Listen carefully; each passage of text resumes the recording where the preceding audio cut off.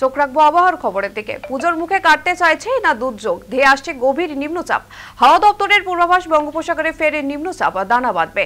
উত্তর দক্ষিণবঙ্গের জেলাগুলিতে বজ্রবিদ্যুৎ সহ ভারী বৃষ্টির আগাম পূর্বাভাস। রেকর্ড বৃষ্টির পরও এখনো রেহাই মিলবে না শহরবাসীর। আপাতত পরিস্থিতি স্বাভাবিক হবে না বলেই দাবি আবহাওয়াবিদদের।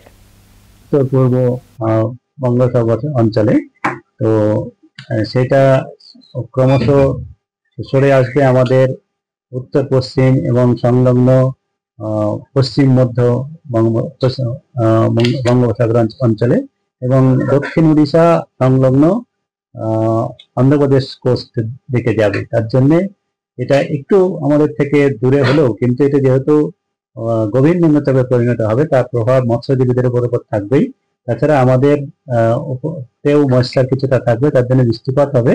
আর হালকা থেকে মাঝারি বৃষ্টিপাত তো থাকবেই, তবে ভারী বৃষ্টিপাত আমাদের একদিন দেওয়া রয়েছে, আবার পরে আবার আপনাদের আপডেট দেওয়া।